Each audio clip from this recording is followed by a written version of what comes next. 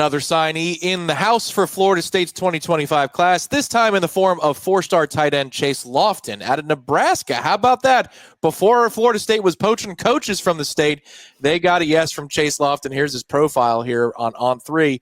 Four-star recruit, top 25 at his position, number 2 player in the state of Nebraska from Omaha.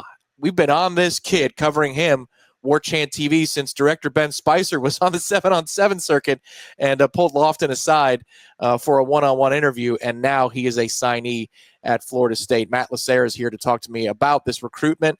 Again, Florida State locking down a late push for a flip from Chase Loftin. Instead, he sticks with the Noles. Matt, tell me about this recruitment and him shutting it down over the weekend. What were those circumstances like, and was Florida State sweating bullets there? I personally don't really think they're sweating bullets. I mean, Nebraska's always going to make a push for hometown kids, right? Because it's Nebraska. There's not much there other than corn, let's be honest. So, but I don't really think Florida State was ever worried about it. I think they always thought he was going to end up in the class. And really, I mean, it's the first player from Nebraska they've ever gotten, I believe, when I first wrote about him when he first got the offer. If you look back, Florida State's never gotten a player from Nebraska. And because it's tough. It's tough to get for those hometown kids. One thing what was big for him too, his brother actually plays at Kansas State, and he's like, yeah, I've seen my brother. He doesn't come home a lot anyway, so what does it do to be close to home? Like, it doesn't matter. I would rather go where I feel at home than be close to them, because my parents will still come to games. They can figure it out, but I'm not going home, so why does it matter how close I am? And I think that ended up playing a big factor towards the end when it came to choosing Florida State and over A&M as well. A&M was in there when his original commitment, but when it came down to signing, it was Florida State, Nebraska. It's good size here. Again, over 6'5". You can see some of the work he does lined up outside at receiver. Everybody has a bit of a combo in their game these days, especially at that high school level if you're one of the better athletes on your team. But tell me a little bit more about the kid. Sounds like he's thoughtful. He's got a brother who plays D1, who plays power level football. But what was it like to talk to him, and how does he strike you as a fit for the culture at Florida State, and just in generally, how does he carry himself? He fits the tight end room of a bunch of athletic freaks, that's for sure, with Amari Williams and Landon Thomas. If you watch some of these highlight plays, he makes some really good catches and put up some really good stats over this senior season, and just won state over there in Nebraska. But other than that, like, really, really good kid. From a media standpoint, I love the kids who always talk to us, answer quickly, all that. Chase checks all those boxes always. He's always a really good kid to talk to. Whenever he wanted to get on the phone, he was like, yeah, you good at this time? Like, perfect, man, it works. And just really, really good kid. I'm excited for you to see him, Tom, when he does the newcomer interview, because I think he's pretty well media trained as well. Whenever I would ask him about other schools, he would be like, right away, he'd be like, no, I'm good, or like not want to talk about it. He wasn't one for the drama. But again, really good kid. I think this is going to be someone who really, as we said before with others, like could step up as a leader in this freshman class with how small it is. He's kind of got that type. Well, also, it looks like he shows a willingness to block in those clips, and that tells you something too. If you're going to have blocking as part of your huddle clips, that means that you understand the assignment of what it is to be a tight end at the power level.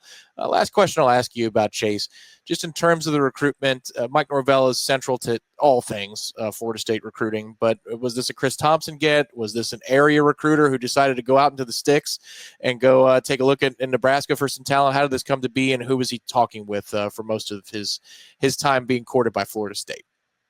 His main guy was Thompson, and then as well as Preston, the assistant tight ends coach. Those were his two main guys. But what really happened, the reason why they went all the way out to Nebraska to get this kid was, in general, in the area, the main tight ends you had that were highly ranked that they thought of highly was Hollis Davidson and Elias. Can't remember his last name, and Elias, who's committed to Georgia. Elias being one of the best in the country. He's a freak, but he was committed to Georgia very early on and was always going to be hard to pull off of that. Florida State, he actually did visit Florida State, one of the few schools other than Georgia, but it was still always going to be a tough pull. And then Hollis Davidson was committed to Auburn at the time when they went to go find Chase, and they went to Nebraska to find him. But Hollis, they were actually able to get back in the fold for a while, not as a commit, but he decommitted from Auburn, and they came around. What happened was Chase committed first, and Hollis just wasn't a big fan of taking the two tight ends then at the time, and he went back to Auburn. So really, that's kind of how it all came about, of why do you go all the way to Nebraska to get a kid when you're in Florida? And in general, that's always hard to do. So why do you have to push that hard for it? But in the end, I think they got the best out of at least him and Hollis. Well, and again, this is a player who stuck with Florida State after a 2-10 season and a lot of changes coming to the coaching staff. That tells you that they're really in. If they sign today, they're really in to be a Florida State Seminole. We have all that coverage here for you on Warchant TV, on warchant.com as well. Head over to the premium recruiting board for developments as they happen throughout the entirety of the signing period. There's going to be kids that delay maybe a day or two within the period, and then also they might push it all the way back to February. Florida State, I would think in most circumstances, Matt, if they can get a kid to delay, that's a good thing. I know there's a prospect or two out there that they don't want to have that happen, but this is one where with a bunch of new coaches coming in, you would think that if more of their targets or kids that are committed elsewhere say, I want to see what's going on at Florida State, I want to hear from those coaches, they might be able to make some noise to get this into a respectable place for the 2025 class. Yeah, 100%. You already had a Tylon Lee who's told me he's moving his signing back to Friday. Again, so it's not just early signing day. Most kids sign today, but the signing period is actually from today until Friday night.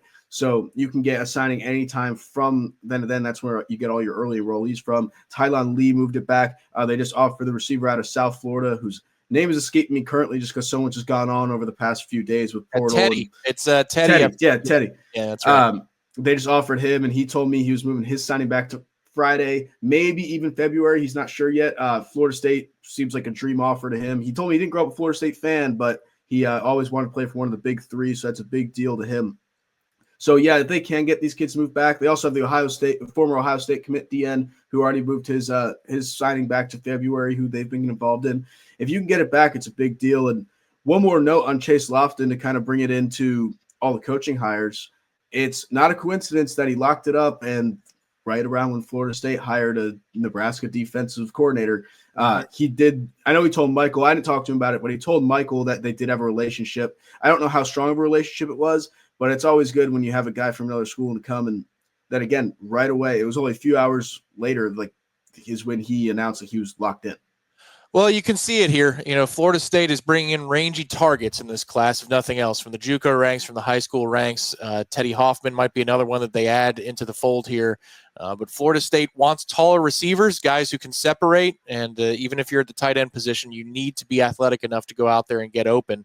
Chase Loftin fits that profile for Florida State. We'll see how they add to their class. Stay tuned to Warchant TV for the latest on the 2025 signing day class. And also make sure to hit that like button underneath the video. We'll talk to you next time right here on Warchant TV.